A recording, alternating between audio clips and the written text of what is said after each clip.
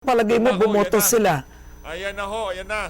Ang balita ko, merong mga pondo na nakalagay for later release. Ibig sabihin, it is a conditional release of funds. Hindi rin i-release kahit na pirmahan mo. Ang masabi ko lang po, lastly, ang kakapal naman ng pagmumukha natin sa Kongreso. Naghahabol naman tayo ng sobrang pondo at pera na yung pinagkatiwalaan ng taong bayan katulad ni Sara Duterte na lahat kayo lumalapit para magpa-picture at mag-Duterte feast ng 6 na taon, kaya nyong pirmahan ng impeachment nang hindi pa nahihir ang kaso mismo. Dito ho sa video na to mga kababayan, nagkabistuhan na. Binulgar ho netong si Sir Ronald Cardema ang tunay na dahilan kung bakit pumirma yung mga walang yang congressman na yan sa impeachment para dito kay Vice President Sara Duterte. Pero bago ho yan, nakaturo na ho sa inyo itong si VP Sara. Kung di pa ho kayo nakasubscribe, mag-subscribe na kayo. Sa mga gusto sumali sa ating community, yung join button, nandyan lang ho sa baba. Ayun na nga mga kababayan, yaang mga nakikita nyo hong nag-i-slide na larawan na yan na merong pangalan, merong distritong rinerepresenta at contact number, yaan ho yung mga congressman na pumirma sa impeachment ni VP Sara. Nasa sa inyo na ho yan. Kung gusto nyong i-text, tawagan, murahin, nasa sa inyo na ho yan. Ilinagay ko na ho dyan para makilala nyo. Kung sakaling ibinoto nyo si VP Sara at ang inyong congressman nandyan sa mga listahan na yan, kayo na hong bahala sa kanila kasi hindi ko ho maiisa-isa yan.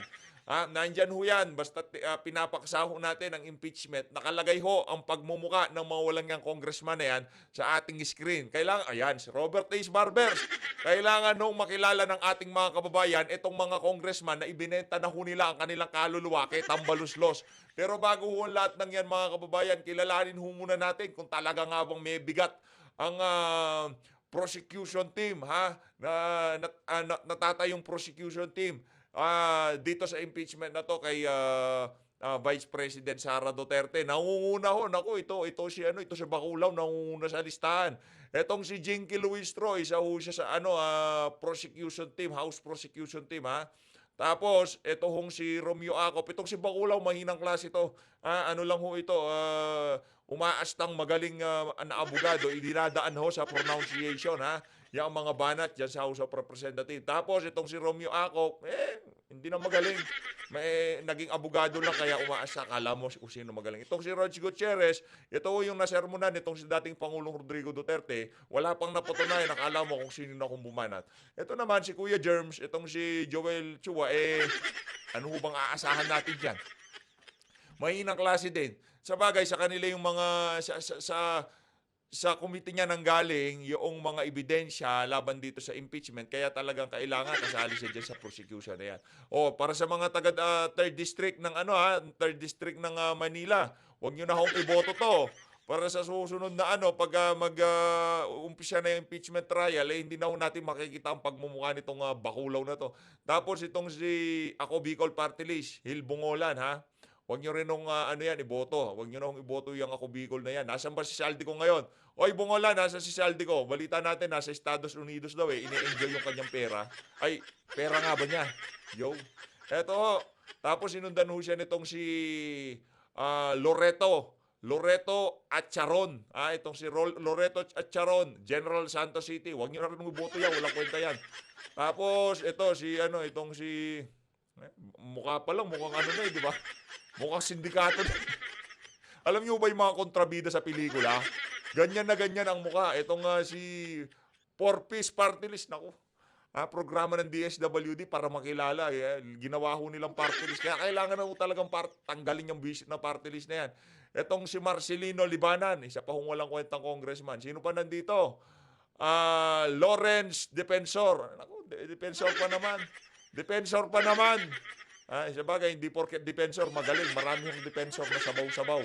O sino pa? 3rd district ng Iloilo to. Baka ang kumumbinsi dito sa ka-defensor na to, si Janet Garin. Dito naman, Arman Panaligan. 1st district, Oriental Mindoro. Wala akong kwenta yan. Ito ho, si Rep. Isabel Maria Zamora. Bakit wala si Pami? Hindi pwede ho yun. Walang utak yun si Pami Zamora. Ano ito? Kapatid niya ba to? San Juan City din to Baka kapatid ni Pami Zamora to. Hindi ho sinama si Pami Zamora diyan kasi wala hong utak yun. Hindi ho pwede yung maging impeachment prosecution. Hindi ka pwedeng mapasama sa prosecution team ng House kung wala kang utak. Kagaya ni Pami Zamora, baka gawin niya naman analogy. Classroom, mahirap na. Sino pa ho ba nandito? Itong si Jonathan Kit Flores. Wala. Wala akong kakwenta-kwenta yung House Prosecution Team, ha. Ito ba yung mga itatapat sa mga abogado di kampanilya nitong si BP Sara? Ako, ano ho yung mga yan? Panigurado, gugulong, ha. Pagugulungin ni dating Pangulong Rodrigo Duterte. Abangan lang ho ninyo mga kababayan. Again, kagaya nitong si Dan Fernandez, para doon sa mga bumoto kay VP Sara na taga Laguna. I-text nyo na ho, nandyan ho ang kanyang, o tawagan nyo, text nyo, yung phone number niya, nandyan. Kayo nang bahala, gusto nyo siyang purihin, murahin, o kung anong manong gusto nyo gawin. Dito kay Dan Fernandez, ayan, si Kit Flores, lahat ho ng bumoto na ma-impeach si BP Sara, nandito ho ang pangalan. Kaya kung kayo ay taga-suporta ni BP Sara at nakatira kayo sa mga distrito nitong mga walang yang to, o yan, kagaya nitong si Frasco, wala ding niyayan. Huwag nyo na hong iboto yung mga yan kasi isipin nyo naman, napakarami hong nakuhang boto ni VP Sara sa inyong mga lugar. Baka tinalo pa nga niya itong mga congressman na to, tapos kayo, hindi pinakinggan yung inyong mga boto. Pinagkibit balikat, inuna ho ang kanilang pangsariling interest diyan sa House of Representatives. Di ba? Unfair naman ho talaga yon para doon sa mga bumoto dito kay Vice President Sara Duterte. At itong mga congressman na to, na kung saan dapat i-representa nila yung kanilang mga constituent, hindi ho nila ginampanan ang kanilang mga trabaho. Mga walang yes, Janet Garin, promotor si Janet. Nagagalit siya pagka tinatawag na promotor. Mamaya ka sa akin, Janet Garin. Heto na muna tayo. Dito tayo kay Sir Cardema. Interview niya dito kay Ma'am Karen Davila. Duterte supporters completely blindsided. Nako. Yes, ma'am. Actually, yesterday, narinig namin sa interview si ACT Teacher sa party list Congresswoman Franz Castro na natatawa-tawa dahil may caucus daw. And Yan kasi sila Franz Castro, alam na ho talaga nila mangyayari. Alam ho nila na talagang tuloy-tuloy na tong impeachment na to, yung mga nasa Makabayan Block, yung mga nagsusulong talaga sa impeachment. Alam na ho talaga nila. Kahapon, alam na ho nila kung anong mangyayari dyan sa caucus na I yan. immediately contacted Congresswoman Drixie Cardema. I asked her if there's a notice of meeting. Yeah. Yesterday, wala naman daw. Sabi ko, kindly check the Viber group of the 19th Congress, yung kanilang Viber group, wala rin daw. So, sabi ko, saan nagpupunta tong mga kongresistang to? Sa Romualdez Hall daw. So, minomonitor namin, wala talagang patawag sa mga katulad namin, sa katulad nila na Duterte allies. So, talagang, alam nyo, masabi ko sa inyo, yung Romualdez Hall, pinapatawag talaga yung mga kongresista dyan pag panahon ng adjournment. Ginagather bago mag-adjourn. So, I think do sa interview na ibang kongresista, hindi rin nila alam kung ba't sila pinapatawag. Pero meron ng meron ng konting idea yung iba na it is about the impeachment, ma'am. Oo. Pero kung ganun, no, considering that the hearings have been going on in the Quad Committee, there were already 3 impeachment complaints prior to this 4th one. Bakit hindi naganda ang mga Duterte supporters? It seems that the Duterte supporters just relied on the INC rally. But within Congress, anong ginawa ninyo? Sa tingin ho natin mga kababayan, hindi naman siya hindi naganda. Sa tingin ho natin, talagang sikreto ho yan. Kumbaga, para lang doon sa mga pipirma yung caucus na yan. Sila lang imbitado, pero yung mga mag-o-object o tatayo doon para questionin o ibulgar yung mga napag-usapan nila dyan sa ano na yan, hindi ho talaga sila imbitado dyan sa caucus na yan. Yes, ma'am. Actually, we relied on the rules of the House of Representatives. But they followed the rules. What they did was part of the rules. There are 2 modes to impeach. That was one of them. Actually, ang iniisip namin dyan, ma'am, so there were impeachment complaints. Then, i-check muna ng House Committee on Justice kung sufficient in form or in substance. Then after... Yeah, but that's one mode. But you do know the other mode, that from the plenary, it goes straight to the Senate. This was done during the impeachment of former President Erap Estrada. ang naisip ko dyan, ma'am, kahapon, how come na there are 100 to 200 plus members of Congress na nag-sign sa impeachment ni Vice President 215. Sara Duterte nang hindi man lang na-hearing si Sara Duterte. They don't know the details of the case. Sa proper mode nga, ma'am, if you file it in the House Committee on Justice, kasi nandun yung mga abogado kongresista, ipapatawag pa nila mismo yung respondent, yung kinakasuhan, di ba? Para ma-hear naman yung side But niya. wasn't she called already during the Quad Committee hearings? Iba yun, ma'am. Iba yung pagpapatawag sa mga Committee on Bad Government. Ito ho, ano na to, kumbaga, impeachment to pag-uusapan dito. Hindi ho yung pagpapatawag sa kanya doon sa mga komite. Na kung saan, talagang yun ang ginamit para mag-gather ng mga ebidensya laban dito kay VP Sara. Dapat sana inano muna inimbitahan, pinag-usapan niya sa Committee on Justice. Kasi wala na ho talagang oras, kaya hindi na ho talaga ginawa doon. O di naman ho kaya, pagka pinag-usapan sa Committee on Justice yan at meron nagsalita, yung mga congressman nagpunta dyan sa hearing na yan, lalong maghahalong balat sa tinalupat. No, lalong baka hindi natuloy yung impeachment. Diba? These 7 articles of impeachment, most of them are actually fruit coming from the Quad Committee hearings. How she used her confidential funds, how she used money that was when she was DepEd Secretary. Kumbaga, she attended those hearings until one day she just refused to attend and refused to explain her confidential funds. Kumbaga, Yes, ma'am. this was all heard. A lot of the charges were heard. Yes, ma'am. But ang sinusunod ng mga members of Congress, syempre, di ba, rules-based daw tayo sa Congress. Ang inaantay natin dyan, ipatawag siya ng House Committee on Justice. Then, ma-hear ng House Committee on Justice yung both sides. Yung mga nagko-complain, pati yung respondent. Para ma-weigh in ng mga kongresista kung meron bang basis to impeachment na ito. Ang nakakagulat, nag-approve na lang yung 100 to 200 kahapon, last day of Congress, na ini-impeach nila yung Vice President Sara Duterte. Na sa tingin ko, hindi naman nila alam talaga yung details. Kahit magtanungan tayo, magdebatihan tayo dito sa mga 200 plus na ito, baka yung mismong articles of impeachment hindi nila sa ulo o hindi nila alam, ma'am. So yun ang pinagtataka natin, bakit na railroad ng ganun kabilis? Kung ikaw ay kongresista, you are the representative of your district, of your province, you are representing the people of the Philippines, siyempre gusto rin ng mga Pilipino, dahil ibinoto nila si Sara Duterte, 32 million, na ma-hear yung side ni Sara Duterte, di ba? What are you representing? If you railroad the process, binoto ng mga constituents mo si Sara Duterte as their vice president, di ba? All right. So clearly, the Duterte supporters believe that this was railroaded, and you feel that the confidential fund hearing that was conducted by the Committee on Good Government was not sufficient to impeach her. Yes, ma'am. Because in Congress, kahit nga isang kongresista na biglang magtuyo lang, pwede ka na mag-file immediately in the afternoon ng isang House resolution to investigate yung kaaway mo sa buhay.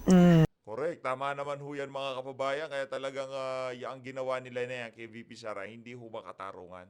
No, okay, yung pag-usapan natin dyan sa Justice Committee kung ano yung mga ginawa ni VP Sara na impeachable offense. Hindi yung pirma. Kalokohan ho ito no? Talagang, ang tanong, magkano ho bang pinangako dito sa mga pumirma? Yun ang tanong dito magkano ho bang pinangako dito sa proyekto magkano proyekto? Hindi, meron din ho kasi kumakalat sa social media na di umano, tag 150 million para dun sa mga mabibigat na congressman at para naman doon sa mga, sakto-sakto lang, medyo mababa daw ng konti. Malaki daw ang pera ang pinakawalan dito sa impeachment na to. Di umano ni Vice President Sara Duterte. At pera ho yun ang sambayan ng Pilipino pag nagkataon. So if the matter is being heard by the Quadcom, it is not the proper forum. Okay. Ayon sa rules of impeachment proceedings, it is the House Committee on Justice. And nakalagay dyan, kung merong inaakusahan, ipapatawag mo para marinig rin yung side po niya. Oo. Tungkol sa impeachment, ma'am. Ano ang plano ngayon ng mga Duterte supporters? Now it's in the Senate. Plano namin, isa-isahin namin ito lahat ng pumirma na yan. Kahit 215 pa yan, talagang, kumbaga, ano na sila, pasisikatin ho natin sila. Yung iba dito, di ho natin kilala, pero ngayon makikilala natin sila. Kaya si Jude Asidre, naku, nanaba na lang ho yan dyan sa House of Representatives. Already, there was already an INC rally. But ano ang plano po ng grupo ninyo and the other Duterte supporters in the lower house? Yes ma'am, sa amin sa Duterte Youth Party List, kinolekta rin namin yung listahan ng 200 plus na kongresista kahapon. 215. Gusto namin i-publish yan. Okay. Kasama yung mga mukha nila at kung anong tinatakbuhan nila ngayong 2025.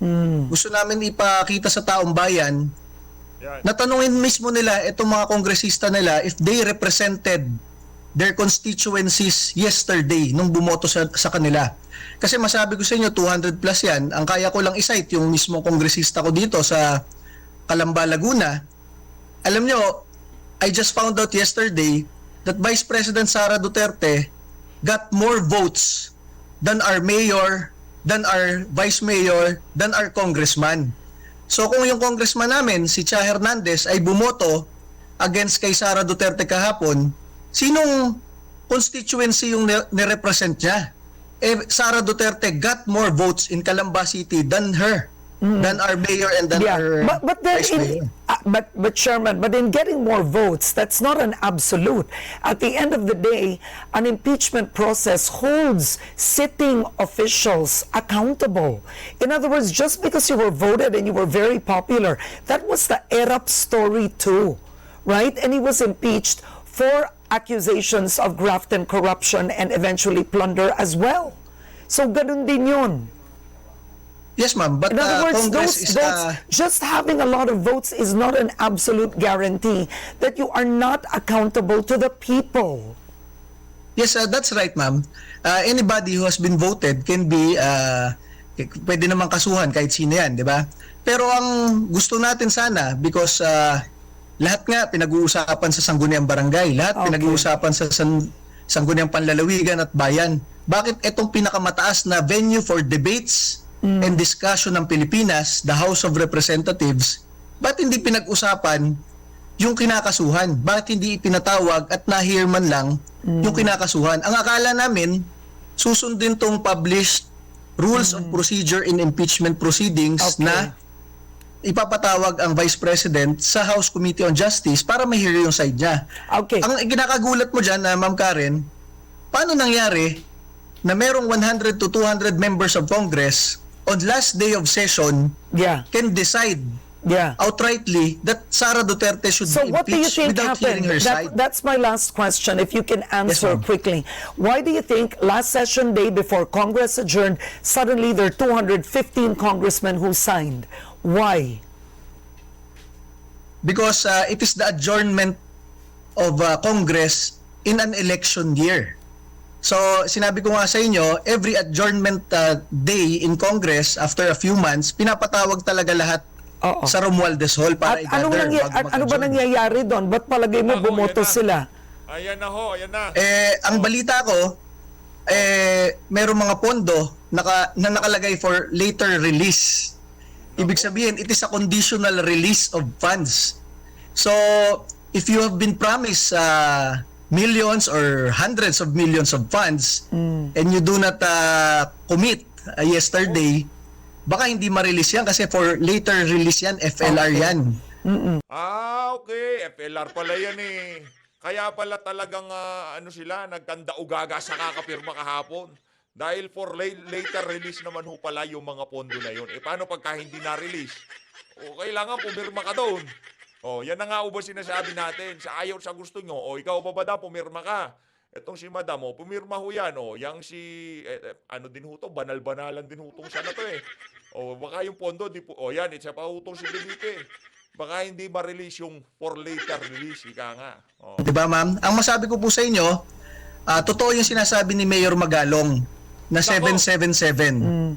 Last year, we have been invited to the Bagong Pilipinas Servicio Fair. Okay. Ang sabi sa amin ng mga kapwa kongresista, if you attend, you will be given 777 or 21 million worth of funds in each attendance.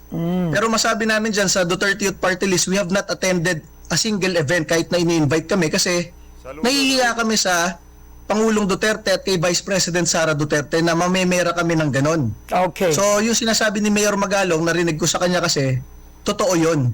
So, isa pang maliban sa 777 na yan, last day of session nga kahapon in an election year.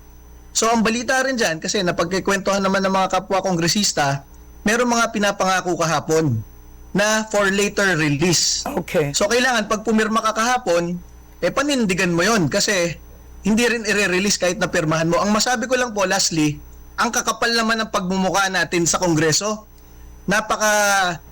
Naghahabol naman tayo ng sobrang pondo at pera na yung pinagkatiwalaan ng taong bayan katulad ni Sara Duterte na lahat kayo lumalapit para magpa-picture at mag-Duterte feast ng 6 na taon, kaya nyong pirmahan ng impeachment nang hindi pa nahihir ang kaso mismo. On that note, Ayun na nga mga kababayan, nagkabistuhan na nga ho. Ay, alam nyo na ho, yung mga pondong for later release. Yun ho ang kadahilanan kung bakit pumirma itong mga walang yang congressman. At wala ho silang pakialam kung merong bambasihan o kung ano pa man yung pakay ng impeachment na importante, yung for later release na pondo, ma-release sa tamang panahon. Ika nga, no? Ayan, yung mga congressman na yan, siguro maraming for later release yung mga yan, kaya pumirma sila. No, kaya talagang nagkanda-ugaga sila kahapon kahit talagang alam naman ho nila na napakatinding pamumulitika yung ginagawa na yung kay VP Sara. Okay lang ho sa kanila yan. Basta yung pondo nila, ma-release. Ika nga nila. Ika nga nitong si Sir Ronald Cardema. Dito naman pakinggan natin ang mga punto de vista nitong si Senator Bato de la Rosa dito sa ASPN. Ferdinand Martin Romualdez ang motion para agad na i-transmit, pinadala sa Senado ang reklamo laban kay VP Sara para sa kaukulang paglilitis, impeachment trial. Personal na dinala ni House Secretary General Reginald Velasco yung pong articles of impeachment sa tanggapan ni Senate Secretary Renato Bantug. At natanggap ni Bantug yung articles of impeachment 5:49 na po ng hapon. Pero hindi na iparating ang tungkol dito sa plenaryo ng Senado bago ito nag-adjourn. So nag-adjourn na sila bago mga alas 7 ng gabi. At alas 6:57. To be exact. Muli magbubukas po ang sesyon ng Kongreso pagkatapos na po ng eleksyon. Sa May 12 yung elections, no? Babalik po sila June 2 na. At hanggang June 13 lang sila. Correct. No? Wala na ho si Franz Castro, wala na itong si Joel Chua, talo na silang lahat. O sino pang tatayong prosecution team para dito sa impeachment trial? Yung mga maaangas natanggal na lahat. Ngayon pa lang yung election, dito sa election na to, kaya lagi ho natin sinasabi dito, dapat solido ho tayo. Yung mga kandidato ho natin, ang pagka-senador, yung sila Atty. Vic, iboto ho natin.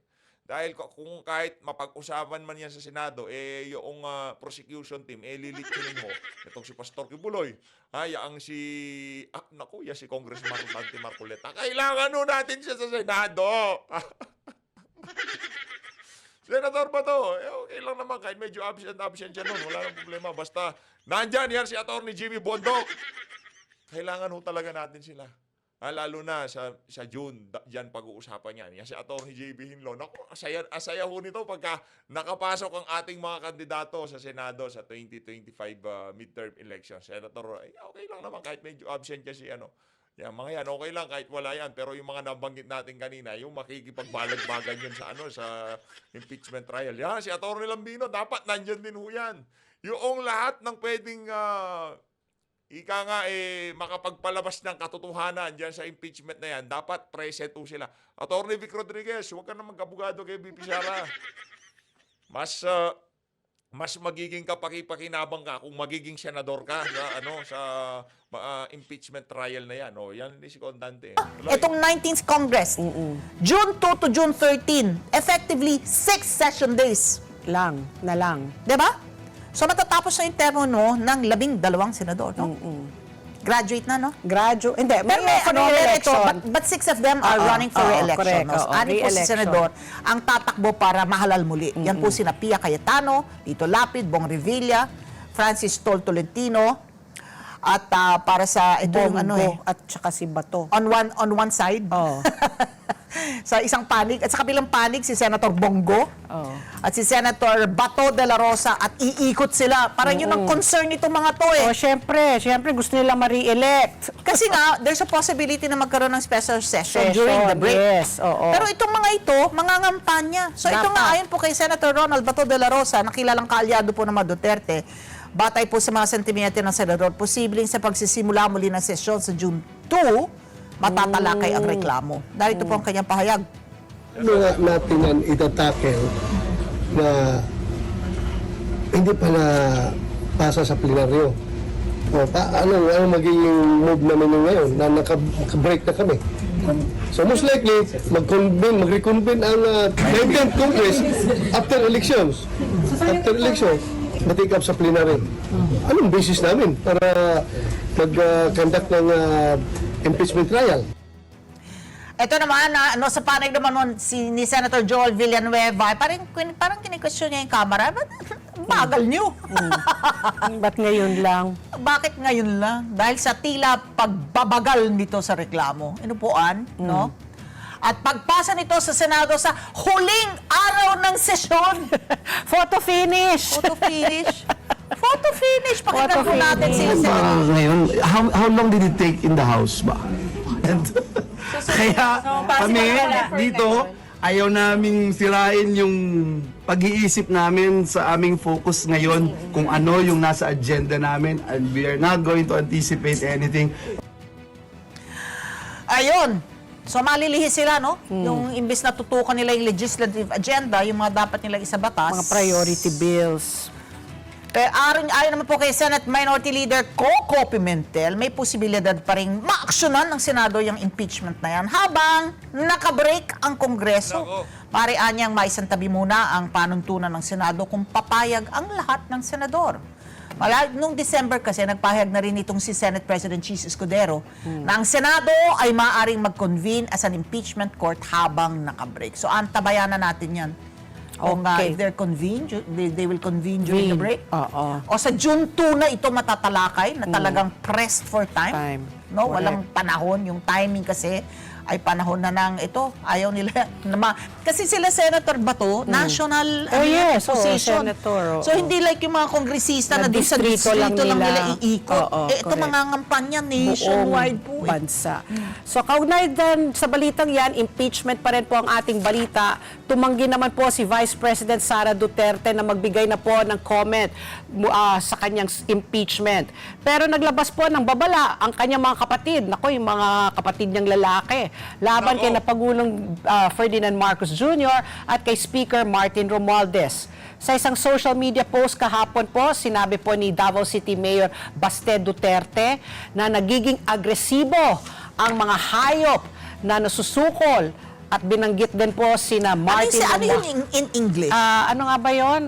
Ayun, cornered animals. Animals become aggressive. mas masuhol ka pa sa Masahol? mas masahol ka pa sa hayop. Yun ba Ano yun?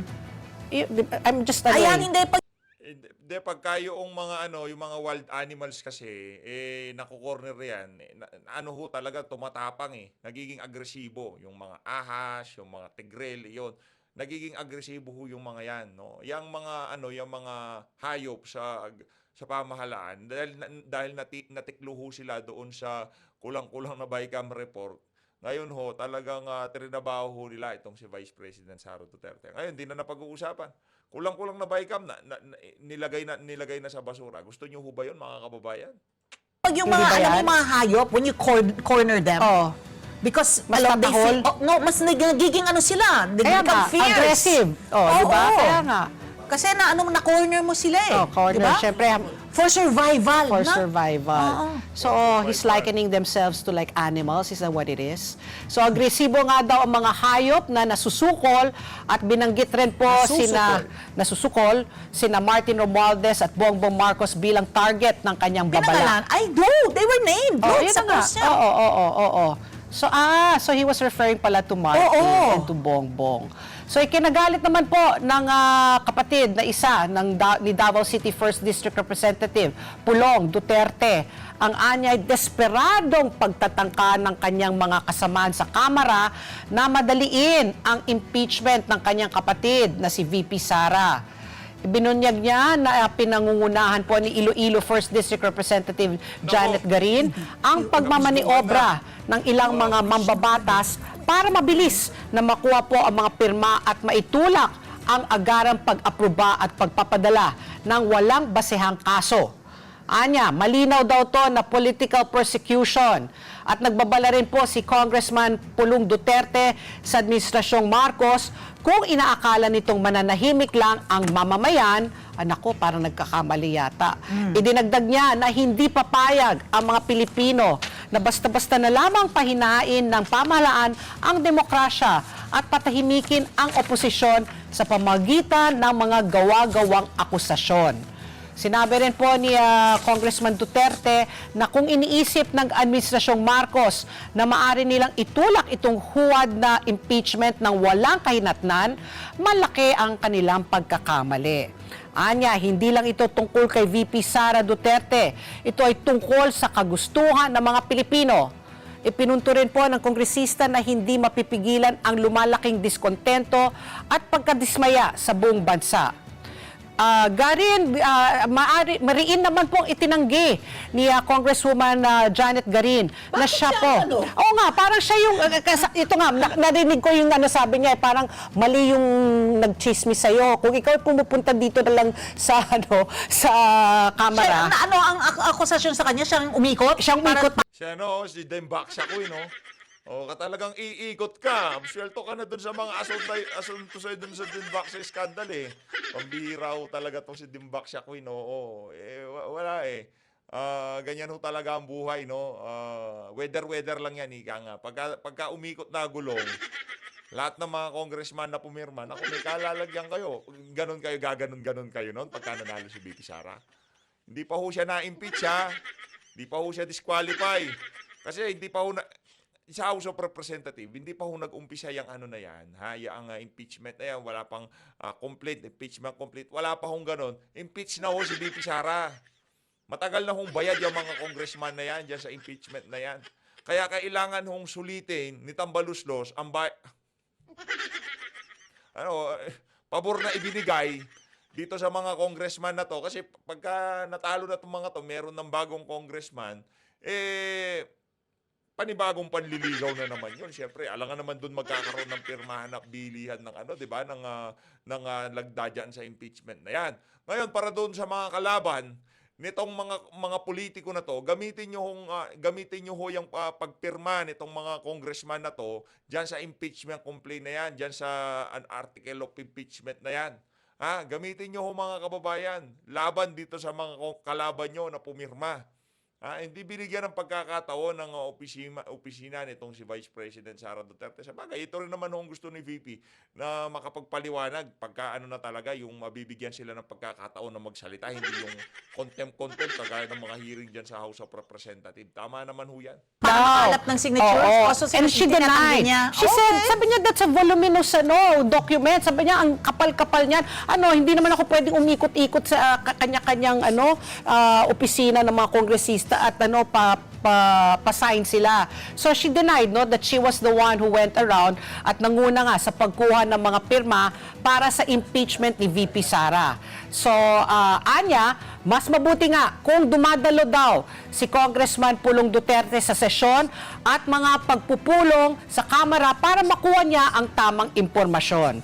Naghamon din po si Congresswoman Garin na hirap sa kanya ang sino mang nagbigay ng maling impormasyon kay Congressman Pulong Duterte. Punto po ni Garin, sino naman siya para imaniobra ang pasya ng mga kasamaang kongresista sa reklamong impeachment laban sa Vice President. Kwento po ni Congresswoman Janet Garin, inimbitan sila sa isang party consultation kung saan ipinaliwanag. consultation na lang, magpa-party pa ho sila. Ayun na nga mga kababayan, kahit ano pa naman sabihin mo, Janet Garin, hindi kami naniniwala dahil kitang-kita ng ating mga kababayan kung paano mo dilaan ang tumbong nitong si Martin Romualdez. As always, maraming salamat to sa pagsuporta sa PH Update. Mag-ingat to kayong lahat. Marahil umikot na ho yung mga larawan na yan na nakikita nyo sa inyong screen. Yan ho ang kanilang contact number.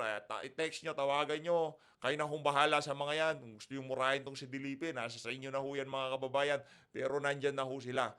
Tingnan nyo lang, pagka napadaan, i-screenshot nyo, i-send nyo dun sa inyong mga kamag-anak sa Pilipinas para sa mga OFW. Sabihin nyo na wag iboto. Ito si Paul Dasa. Tama, Paul Dasa.